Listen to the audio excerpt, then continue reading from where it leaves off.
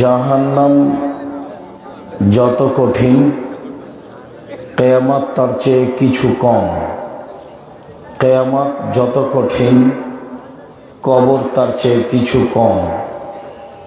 কবর যত কঠিন, কিয়ামত তার চেয়ে অনেক বেশি কঠিন। কিয়ামত যত কঠিন, জাহান্নাম তার চেয়ে অনেক অনেক অনেক বেশি কঠিন।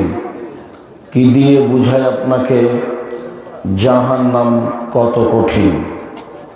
মানুষ মরার পরে বাড়ির পিছনে বা কবরস্থানে যে কবর দেওয়া হয়, সেটাই যে কবর এ কথা নয়। যদি সেটাই কবর হতো, তাহলে যাকে বাঘে খেয়ে নিল তার কবর কোথায়? কবরস্থানের কবরই যদি কবর হয়, তাহলে যে আগুনে জ্বলে ছাই হয়ে গেল তার কবর কোথায়?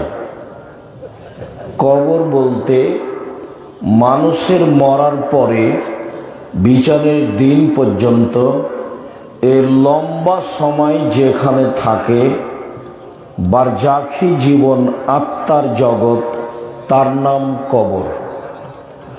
মরার পর থেকে নিয়ে বিচারের দিন পর্যন্ত এই লম্বা সময়ের নাম হচ্ছে কবর। এই লম্বা সময়ের নাম হচ্ছে আলামে বারজাখ, আত্মার জগৎ। শাস্তি আত্মা অনুভব করে, দেহ নয়। এটা ঠিক স্বপ্নের মতো। আপনি ঘুমিয়ে আছেন, পাশে একজন লোক বসে আছে, তো আপনি দেখছেন যে গোখরা সাপ আপনাকে দংশন করছে, তো আপনি ভয়ে পালাচ্ছেন। তো আপনি সাপ দেখতে পাচ্ছেন, ভয় পাচ্ছেন, এটাও ঠিক। আপনি পালিয়ে যাচ্ছেন, এটাও ঠিক। বিশাল সাপ আপনি দেখতে পাচ্ছেন, এটাও ঠিক। কিন্তু যেই পাশে বসে আছে ও কি দেখতে পাচ্ছে? এর নাম হলো কবর। উসমান রাদিয়াল্লাহু তাআলা আনহু কবরের পাশে দাঁড়ালেই দুই চোখের পানি ঝরে দাড়ি ভিজে যেত। তো তাকে বলা হতো তাজকুরুন নার আল জান্নাহ ফালা তাবকি ওয়া তাবকি মিন হাদা।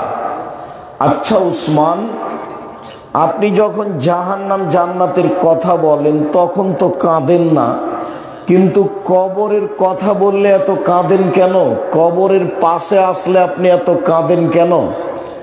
তখন উসমান রাদিয়াল্লাহু তাআলা আনহু বলেন, শোনেন, আল্লাহর নবী বলেছেন আল কবর আউয়ালু মানজিল মিন মানাজিলিল আখিরাহ। পরকালের বিপদের প্রথম বিপদ হলো কবর। আত্মার জগতের প্রথম বিপদ হলো কবর। ফাইন্নাজা মিনহু ফাবাদহু রাইসার মিনহু। যদি মানুষ কবরে বেঁচে যায়, তাহলে এর পরে যত স্তর আছে তা সহজ হয়ে যাবে। ওয়াইল্লাম ইয়ানজু মিনহু ফাবাদহু আশাদ্দ মিনহু। যদি মানুষ কবরে বাঁচতে না পারে, তাহলে এরপরে যত স্তর আছে সব আরো জটিল ও কঠিন হয়ে যাবে। একটা হলে যে ভালো মানুষ হবে এই কথা নয়। জাহান্নাম উদ্বোধন হবে হুজুর দিয়ে। হাদিস বুখারী মুসলিম। আর জান্নাত উদ্বোধন হবে মুহাম্মদ সাল্লাল্লাহু আলাইহি সাল্লামকে দিয়ে। জান্নাতের গেটে বড় অক্ষরে লেখা আছে, সর্বপ্রথমে যিনি জান্নাতে প্রবেশ করবেন তিনি হলেন মুহাম্মদ সাল্লাল্লাহু আলাইহি সাল্লাম। আর জাহান্নাম যে উদ্বোধন হবে হুজুর দিয়ে, তা বুখারী মুসলিমের হাদিস।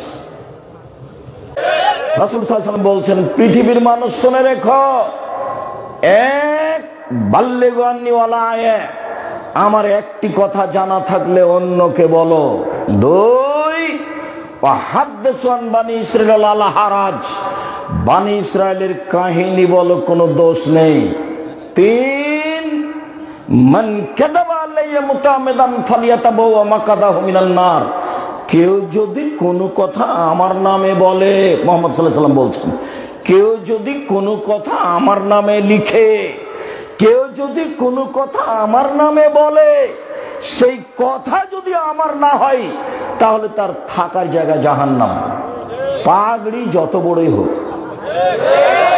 জুব্বা যত বড়ই হোক, দাপট যতই থাক না কেন, রেহাই হবে না। ইন্দিরা গান্ধীর হাত পিছন দিকে বাঁধা থাকবে, কেউ খুলতে পারবে না। ফেরাউনের হাত পিছন দিকে বাঁধা থাকবে, কেউ খুলতে পারবে না। মহারানী ভিক্টোরিয়া এলিজাবেথের হাত পিছন দিকে বাঁধা থাকবে, কেউ খুলতে পারবে না। আর পিছন দিকে হাত বেঁধেই জাহান্নামে নিয়ে যাওয়া হবে। তো বিচারের মাঠে কি পালিয়ে যাবে যে পিছন দিকে হাত বাঁধা থাকবে? সারা পৃথিবীর মানুষকে দেখানোর জন্য যে দেখো অপরাধী কাকে বলে, খুলতে বলো দেখি, খুলুক না। অমুকের চরিত্র ফুলের মতো পবিত্র, ওরা কই? ওরা একটু খুলতে পারে না। এটা দেখানোর জন্য বিচারের মাঠে জাহান্নামের হাত বেঁধে জাহান্নামে নিয়ে যেতে হবে। এইটা আল্লাহর কেন প্রয়োজন হলো? শক্তির কি অভাব পড়েছে? ফেরেশতার কি অভাব পড়েছে? হাত বেঁধে নিয়ে যাওয়া হবে। কোরআন মাজিদের আয়াত, খুজুহু ফাগুল্লুহু সুম্মা জাহিম সাল্লুহু, এদের ধরো, এদের শিকল বন্দি করো, এদের টেনে হেঁচড়ে জাহান্নামে নিয়ে যাও। এই আদেশ কোরআন মাজিদের আয়াত। কি এমন সমস্যা? কোথায় পালাবে ফেরাউন? কোথায় পালাবে আপনার ইন্দিরা গান্ধী? কোথায় পালাবে?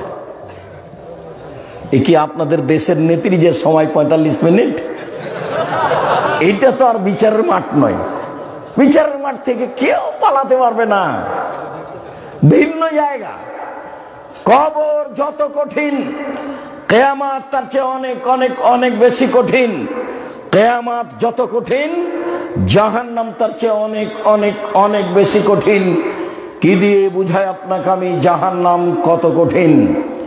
সম্মানিত দিনী ভাই বোন, আর একটু আল্লাহ বললেন, পৃথিবীর মানুষ আতিউল্লাহ ওয়া আতির রাসূলা ওয়ালা তুবতিলু আমালাকুম।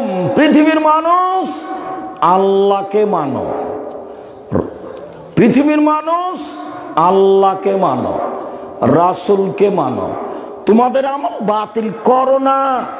3 নম্বর বাক্যের সাথে আগের দুইটি বাক্যের মিল নেই। এইভাবে যদি আল্লাহ বলতেন তাহলে আমরা মিল বুঝতাম। 1, আল্লাহকে মানো, 2, রাসূলকে মানো, 3, তাহলে জান্নাত পাবা। মিল আছে কথার। এখন আল্লাহ এভাবে না বলে বলছেন, 1, আল্লাহকে মানো, 2, নবীকে মানো, 3, তোমাদের আমল বাতিল করো না। কি হলো? বলছে যে কোরআন মাজিদে আল্লাহ বলছে যে মিলাদ করো। তা আপনি যে বললেন যে কোরআন মাজিদে আছে যে মিলাদ করো, তো কোরআন মাজিদে যদি মিলাদের কথা না থাকে আর আপনি যদি মিলাদ করেন তখন কি হবে? 1, আল্লাহকে মানো, 2, রাসূলকে মানো, 3, তোমাদের আমল বাতিল করো না। বলছে যে আপনি শাহজালাল সিলেটির মাজারে এটা দেন, তাহলে ভালো হয়ে যাবে। এখন দিলেন, তো এইটা যদি আল্লাহকে না মানা হয় তাহলে কি হবে? বাতিল হবে। আল্লাহকে মানো, যদি শিরক থাকে তাহলে আল্লাহকে মানা কেটে যাবে। 2, নবীকে মানো, যদি বিদআত থাকে তাহলে আমল বাতিল হবে। শিরক থাকলে আমল বাতিল হবে, বিদআত থাকলে আমল বাতিল হবে। মনে রাখবেন খুব ভালোভাবে, আমল পরে করেন। তাসবিহ দানায় তাসবিহ পরে গুনেন, 1000 দানার তাসবিহ দিয়ে তাসবিহ পরে গুনেন। আগে আপনি একটু ভালোভাবে জেনে নেন যে আমার তাসবিহ আসলে কবুল হবে কিনা।